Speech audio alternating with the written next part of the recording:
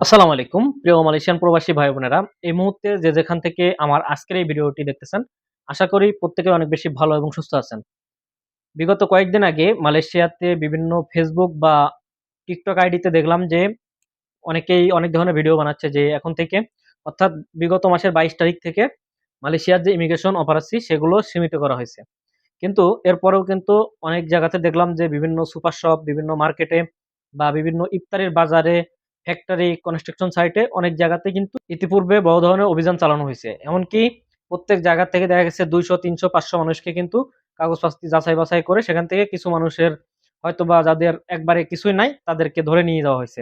তো আজকেও আপনারা জানেন যে দুপুরবেলা অর্থাৎ 3টা পরের দিক থেকে সম্ভবত মালয়েশিয়াতে আপনার কোতারা বাংলাদেশি মার্কেট যেটা, সেখানে কিন্তু ইমিগ্রেশন অভিযান চালায়। প্রায় 700 থেকে 800 মানুষের কাগজপত্র যাচাই করে এবং অধিকাংশ মানুষের সেখানে বৈধ নথি থাকার কারণে তারা দেখা গেছে তাদেরকে যাচাই বাছাই করে ছেড়ে দিছে।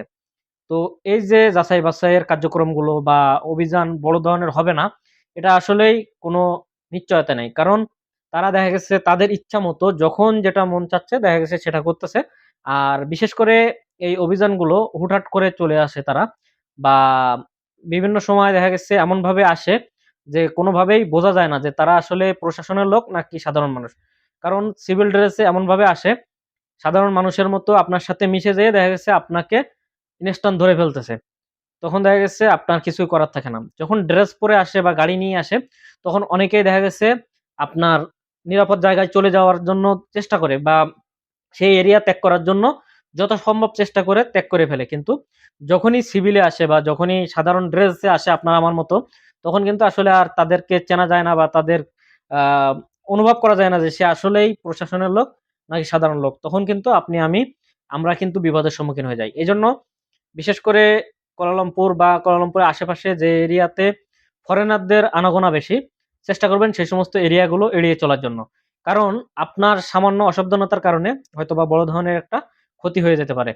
আর আপনারা নিশ্চয়ই জানেন যে এখন যেহেতু একবারে শেষ মুহূর্তে আরটিকে 2.0 যে সাধারণ ক্ষমা ঘোষণা করছিল সেটা কিন্তু আগামী মাসের 30 তারিখে শেষ। সেক্ষেত্রে এখন তারা হয়তোবা চেষ্টা করবে যে একটু তাড়া বেশি দেওয়ার জন্য, যাতে করে এই নির্দিষ্ট সময়ের ভিতরে মানুষগুলো চলে যায়। এখন অনেকেই বলবেন আবার তো লোক ঢুকতেছে, অবৈধ হয়ে যাচ্ছে। আসলে মালয়েশিয়াতে অবৈধ একবারে যে শেষ করতে পারবে এমন কিন্তু কখনোই হবে বলে মনে হয় না। কারণ কলিং নাই, এখন দেখা গেছে টুরিস্টে আসতেছে, টুরিস্টে এসে 1 মাস পরে অবৈধ হয়ে যাচ্ছে, সে এখানে অবৈধভাবে কাজ করতেছে। কেউ দেখা গেছে আপনার বিভিন্ন মাধ্যমে আর কি অবৈধ হয়ে যাচ্ছে। তো এই জন্য মালয়েশিয়াতে অবৈধ একবারে যে শেষ হবে এমন না, কিন্তু আমাদেরকে সাবধানে থাকতে হবে বা যতক্ষণ পর্যন্ত বৈধতার সুযোগ না দেয় ততক্ষণ পর্যন্ত আপনার নিরাপদ থাকার জন্য যা যা করার দরকার সেটা কিন্তু আপনাকেই করতে হবে, কেউ আপনাকে করে দিবে না।